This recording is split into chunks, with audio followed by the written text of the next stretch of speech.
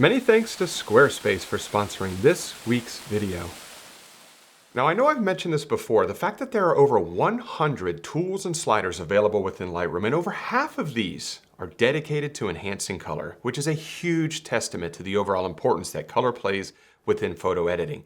And in this video, I'll share with you a technique that's had the most profound impact in the overall quality of my own work related to how I go about editing color. So to jump right into it, this is one of my favorite photos from a trip to the Grand Tetons a couple months ago.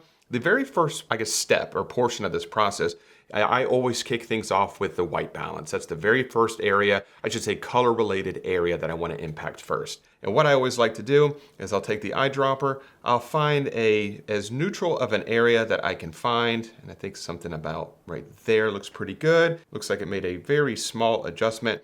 Next one thing I want to do is go over here and take the vibrance to plus 100 and saturation to plus 100. Obviously, I know that this looks absolutely ridiculous right now. That's kind of the point of this part of the process. This is a great way to help you to identify if the white balance that you have set is kind of correct or is at a point that you really like. And it's easier to see if the cool tones are overtaking the warm tones, or if the warm tones are overtaking the cool tones when you take the vibrance and saturation and you max it out at plus 100. It's really easy to see this. And as you can tell here, in my opinion, this looks a little bit too warm. So I'm gonna kind of dial this back a little bit to where those cool tones and those warm tones look a little bit more imbalanced. Now, the thing about white balance is that, in my opinion, there's really no correct white balance. It's really whatever you want it to be. But taking the vibrance and saturation, maxing it out at plus 100 is a great way to see if those warm tones and cool tones are a little bit imbalanced. And I think that this looks a little bit better right here. So now I'm gonna go ahead and take the vibrance, put it at 0, and the saturation and put it at 0, and then go on to step 2 here. So what I'm gonna do, close down the basics section, and now I'm gonna come down to the calibration section, which is one of my most favorite aspects of editing color inside of Lightroom. This portion of Lightroom is incredibly powerful. I made a video about it, actually I think it was last year. I'll link it above here or somewhere up here, if you want to take a look at it, a deep dive in exactly what is happening when you're using the calibration tool, but it is super, super powerful. So what I want to do here is I always start at the bottom and I work my way up. And I'm going to come over here to the blue primary and I'm going to bring this up pretty far. Now I'm going to get fairly heavy-handed with these. It's going to look a little bit overdone once I've finished with the calibration section, but then we're gonna move into the actual individual colors and we're gonna remove all the colors from this image and then we're gonna slowly reintroduce them back one at a time. So I'm gonna bring this up a fair amount. I'm gonna come up here to the green primary channel. I'm gonna do the same exact thing. I'm gonna bring this up quite a bit as well, somewhere to about there. And then the red primary, which is super powerful, especially for sunrise and sunset photos, you can see what that's doing to the sky up there. It looks really, really nice. I'm gonna bring that up a fair amount to about right there. Maybe, do we wanna do 70s across all of them? Let's see, maybe not quite that much. Bring these back just a little bit. What I'm trying to do here is I'm trying to get each one of these primary colors to a point to where I feel like they're just becoming overdone. And that's kind of the, I'm trying to get it to a point to where it doesn't look ridiculous, but it definitely looks a little bit too much. And then we're gonna dial it back in the next section here. So I think I'm gonna bring the blue primary up just a little bit. Now I'm not gonna do anything with the hues in the blue primary, the green primary, or the red primary section with this photograph, but if you wanted to, you can see what you can do with those, but I'm not gonna do anything with this image here. And then once this is done, as I toggle this on and off, you can see what a pretty significant impact that has done to that portion of the photograph right there. So I'm gonna close this down and now I'm gonna come down here to the color mixer section and I'm gonna leave this on saturation. What I'm gonna do is I'm gonna go ahead and take every one of these sliders, I'm gonna bring them all down to -100. In essence, making this photo completely black and white. So now that every single individual color channel here is all at -100, and as you can see, this photograph is completely black and white. There is no color in here. So what I'm gonna do at this point, I always like to start at the bottom and work my way up and just start to slide these sliders back and forth because I wanna see I wanna see where these colors are in this photograph, if they are at all, and then I want to go ahead and manipulate them from there. So if we come down here to magenta and we swing this back and forth, you can see that there's really no magenta in this image. So I'm going to leave it at -100. Purple, we're going to do the same thing. Nothing happening, -100. Blue, there should definitely be some blue. So there's blue in the shadows in the mountains. There's a little bit of blue in the sky, and especially in the upper left-hand corner. So I'm going to go ahead and put it at -50 for right now. Do the same thing with aqua. A little bit of aqua coming in the sky. So since there is some of that color in this photograph, I'm going to go ahead and put it at -50 as well. And then we're going to come back here in just a moment and refine these further. Same thing with green. Going to bring this back and forth. Definitely some green in there. I'm going to put that at -50. So far, if you're finding this video helpful, I just released a brand new course on color photo editing in Lightroom that takes all the guesswork out of each color enhancing tool, along with how, when, and in which combination to use them. This course is normally, it retails for $99, but from October 1st through the 11th, you can grab it as part of the 2024 photography bundle from the 5-day deal, which includes thousands of dollars worth of tutorials, tools, and presets from industry leaders like Nigel Danson and Mads Peter Iverson, all for just $98. I'll add a link in the description below if you're interested. So from here, I'm going to keep doing what I've been doing, is I'm going to take the yellow slider now. I'm going to rock this back and forth. You can see that there's a little bit of yellow up there in the clouds. We're going to put that at -50. We're going to come over here to orange. Once again, there's plenty of orange. We'll put this at -50, and then red. I don't see much red popping anywhere in here, so I think I'm going to leave that at -100. So now when I look at this section, I can easily tell which color channels have absolutely nothing, no color in this image. So because they are at -100, so magenta, purple, and red, all are at -100. So I know that there are none of those colors in this photograph.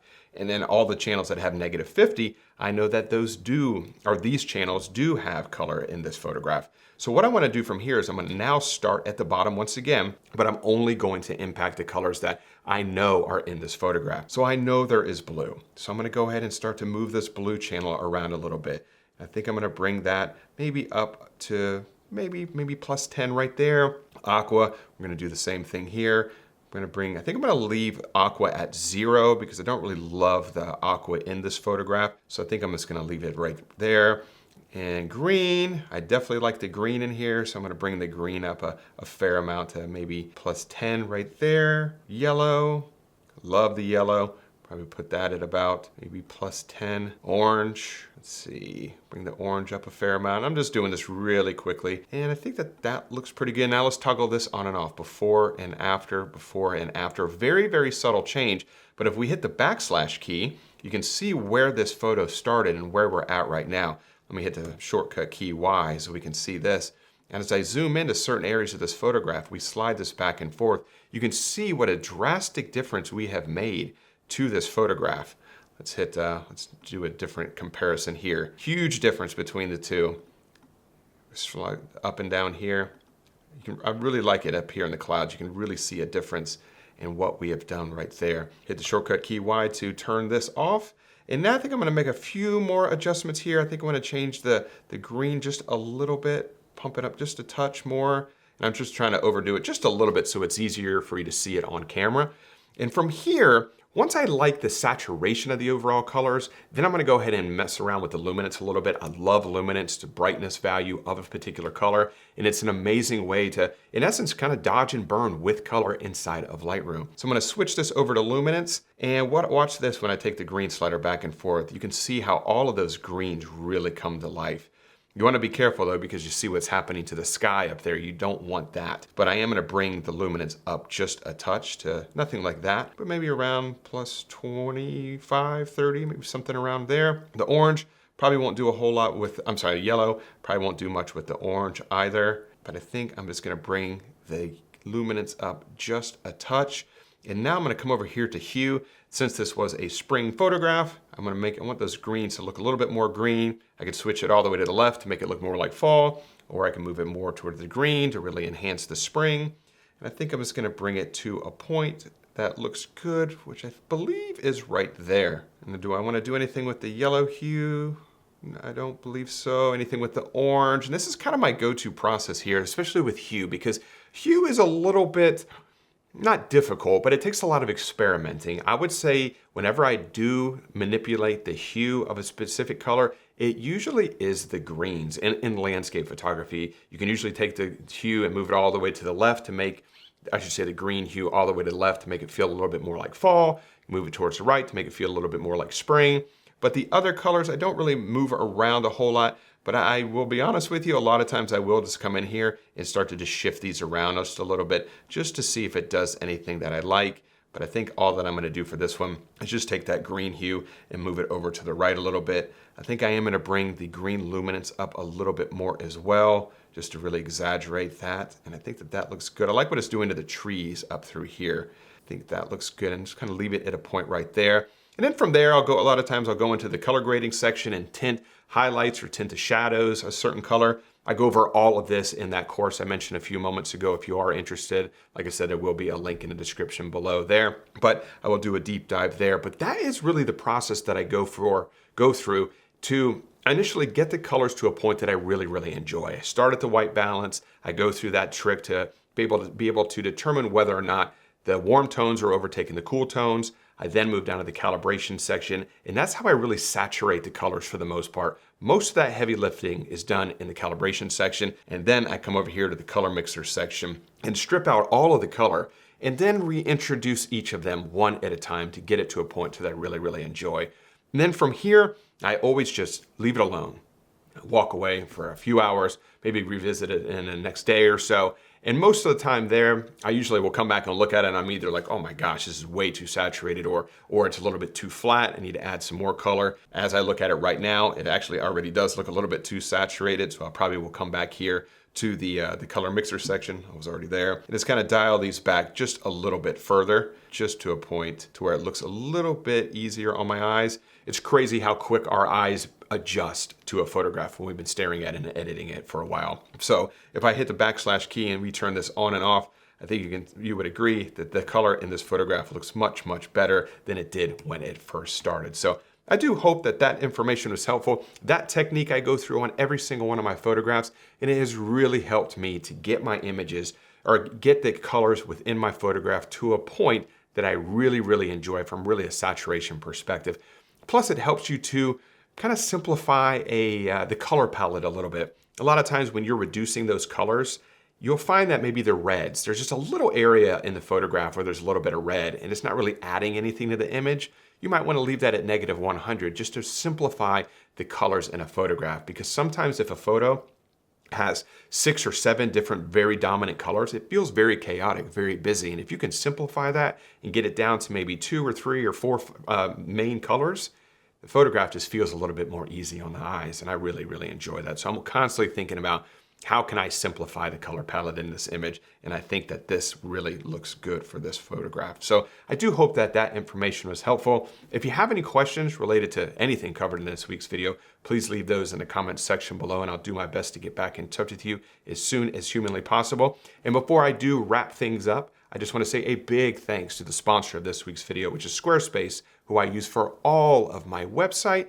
and e-commerce needs. Squarespace provides a robust and beautiful online platform to develop your website. You can showcase your photography using Squarespace's new blueprint design system to help guide you through the options to building your online presence from the ground up. You can even display your photography using Squarespace's flexible website design templates and customize the layout in order to make it your own. And with Squarespace's online store feature, you'll have access to all the tools you need to start selling your physical goods, digital content, or service products online with ease. So if you're looking to start a new website or possibly upgrade your current website, check out squarespace.com/Mark Denney for a free trial and 10% off your first purchase. So as you can tell, I absolutely love talking about color photo editing. It's one of the most important aspects of photography for me. You know, I'm not a black and white photographer. Almost every single thing that I do is all color. I love color, and I find it incredibly interesting.